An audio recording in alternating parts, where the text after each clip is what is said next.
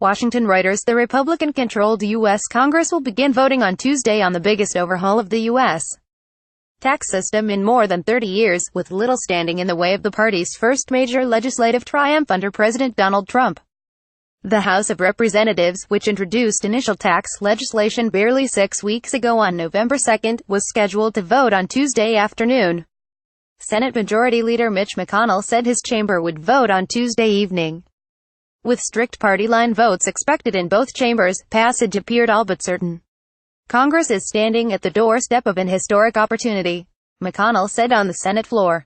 Republicans insist the sweeping package of tax cuts for corporations, small businesses and individuals will boost economic and job growth.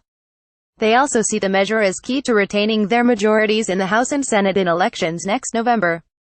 This is about expanding opportunities for people who are striving to make the most of their lives, House Speaker Paul Ryan said at a news conference. Democrats say the legislation will deepen the income gap between rich and poor Americans.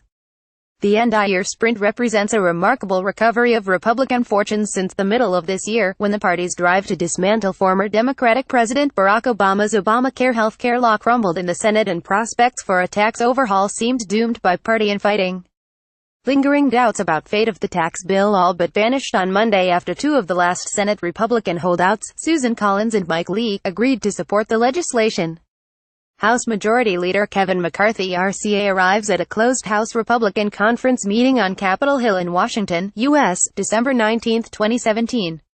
Reuters Sarah P. Bernstein. New Gilded Age. Democrats, who unanimously opposed the Republican bill, railed against it as a giveaway to corporations and the wealthy that would add $1.5 trillion to the federal debt over the next decade. There are so many rip-offs in this bill that people are going to say this is some kind of new Gilded Age, said Senator Ron Wyden, top Democrat on the Senate Tax Committee. Some 52% of adults opposed the tax plan, while 27% support it, according to Reuters Ipsos polling. The plan includes a steep tax cut for businesses and temporary tax cuts for individuals. Middle-income households would see an average tax cut of $900 next year, while the wealthiest 1% would see an average cut of $51,000, according to the Nonpartisan Tax Policy Center. Roughly half of all Americans would pay higher taxes than they do now after the tax cuts expire in 2025, but the top 1% would still pay less, the Tax Policy Center said.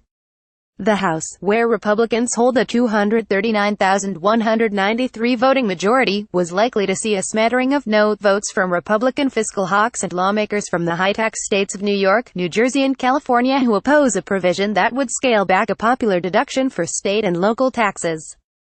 Vice President Mike Pence took the precaution of rescheduling a trip to Egypt and Israel for January so he would be on hand this week in case his tie-breaking voting power is needed to ensure Senate passage of the bill.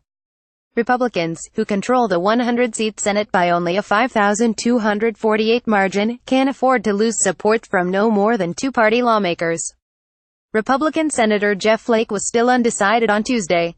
Senator John McCain, who has brain cancer, was spending time with family in Arizona.